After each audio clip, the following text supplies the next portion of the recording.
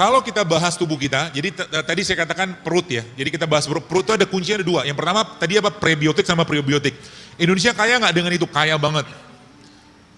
Salah satu probiotik yang paling baik di Indonesia namanya apa? Acar. Makanya acar ya, asinan. Itu kan diasinin kan? Asin itu pakai apa? Pakai gula, pakai garam. Lalu muncullah biotik di sana. Gitu loh. Itu sebabnya kimchi itu salah satu makanan fermentasi di Korea, itu diakui dunia sebagai world healthiest food. Kan gitu. Indonesia punya nggak makanan lain yang juga tidak kalah sehatnya? Ada, namanya apa? Tape. Tape itu sehat. Tape itu kan fermentasi kan? Ada glukosanya, ada. Nanti kalau Anda misalkan lagi apa ya, perutnya lagi bermasalah, sebenarnya sepotong kecil tape itu bagus banget. Di samping tempe juga bagus. Tempe juga probiotik. Ya. Jadi yang pernah saya share di IG kemarin itu, ketika prebiotik ketemu probiotik, maka bahagianya luar biasa mereka. Sudah ada nyobain belum? Tempe di jus sama kurma. Enak Pak. Kok nyeleneh gini? Ya begitulah nyeleneh. Ya, nyeleneh tapi yang bagus gitu kan. Jadi ketika tempe ketemu kurma, maka Anda sedang mengawinkan prebiotik sama probiotik. Dan gak usah makan banyak-banyak. Jadi pagi-pagi sarapannya udah cukup sebenarnya. Kenapa? Kurma prebiotik kan. Ada gula nggak? Ada. Tempe probiotik kan, fermentasi. Ada protein? Ada. Jadi ketika kurma ketemu tempe, ada nggak sih? Tuh nggak disiapin ya? Ini ngomong saya, nggak apa-apa lah. Lupa pula. Tempe sama kurma. Nggak ada sisa di depan. Jadi ketika tempe ketemu kurma, itu the best. Dan makan tempe itu paling baik dalam kondisi tempe yang mentah. Jadi pagi-pagi sarapannya,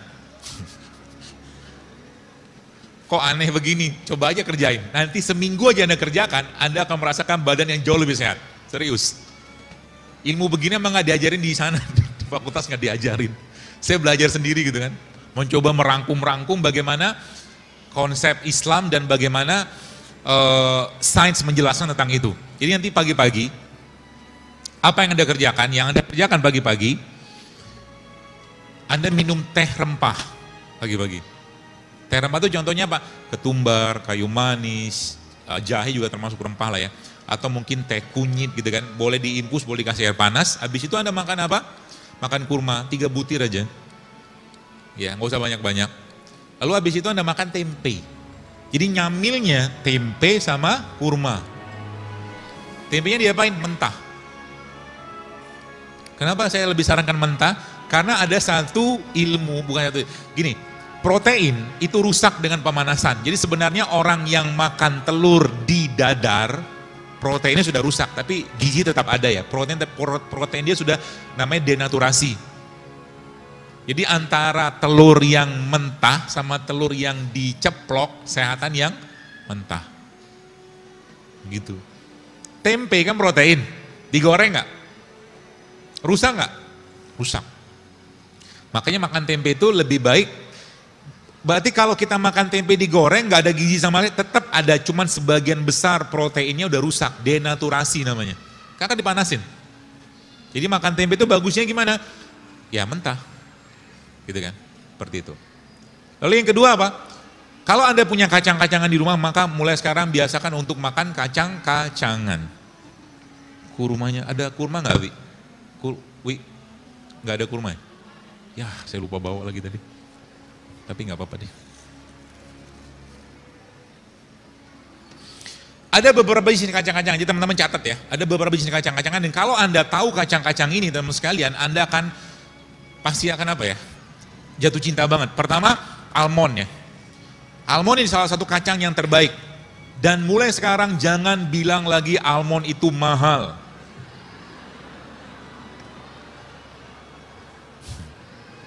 Kenapa?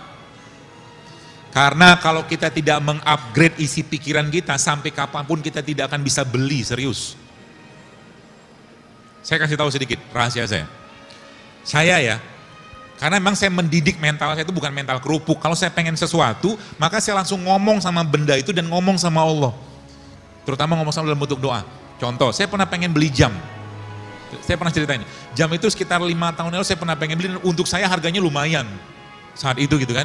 Saya lihat jam itu harganya berapa juta gitu kan, tapi saya pengen gitu kan. Saya bilang sama Allah, ya Allah tolong murahkan jam ini untuk saya. Begitu. Terus apa yang terjadi? Yang terjadi adalah, tidak ada setahun jam itu bisa saya beli. Begitu terus. Jadi kalau kita, gini, orang yang berdoa dan yakin pada Allah, ya memang dia dalam imannya, dalam hatinya, dalam dirinya memang meyakini bahwa Allah memang maha memberi gitu kan. Makanya Nabi katakan apa? Kalau udah bicara doa, doa itu jangan tanggung-tanggung gitu kan. Saya tanya dan jujur aja jawab. Pernahkah Anda berdoa, ya Allah berikan aku rezeki sebagaimana rezeki yang kau berikan pada Utsman bin Affan dan Abdurrahman bin Auf atau Tolha atau Zubair sehingga saya bisa bersodakoh seperti sodakohnya mereka. Pernah doa kayak begitu?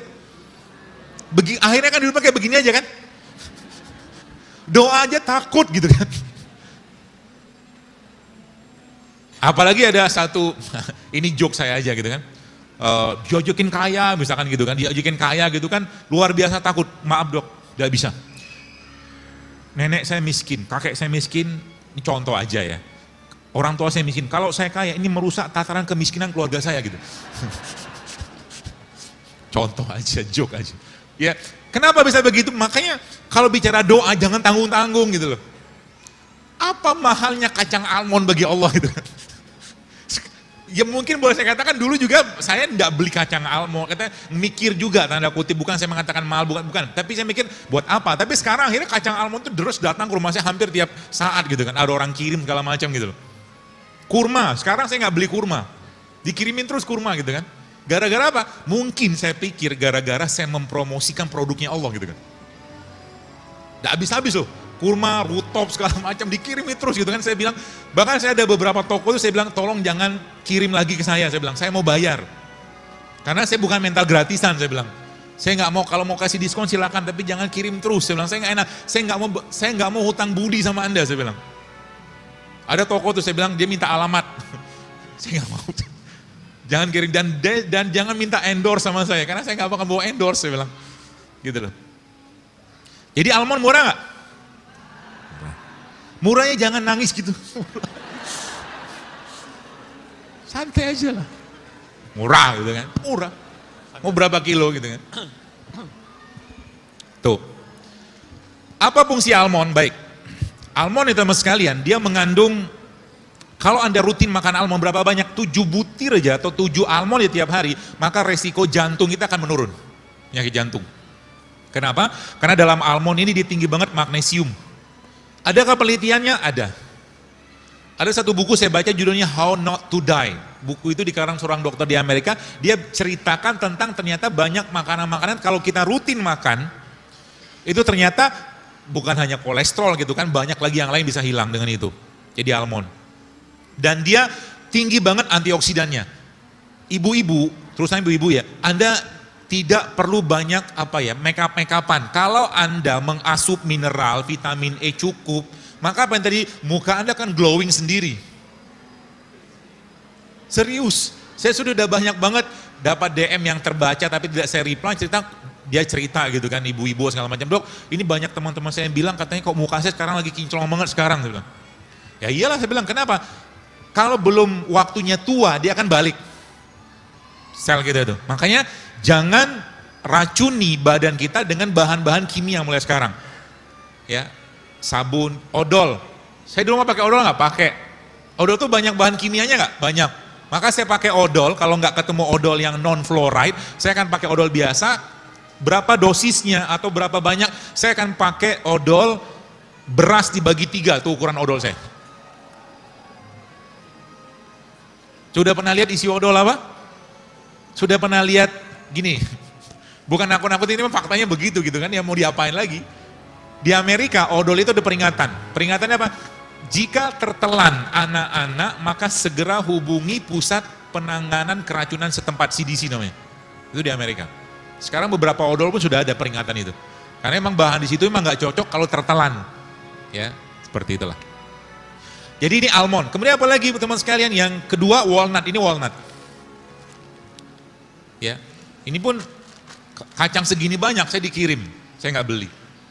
Ya, nanti kita coba ketika walnut bertemu dengan alpukat, bertemu dengan madu, enaknya banget, minta banget enaknya. Itu akan jadi bubur ayam.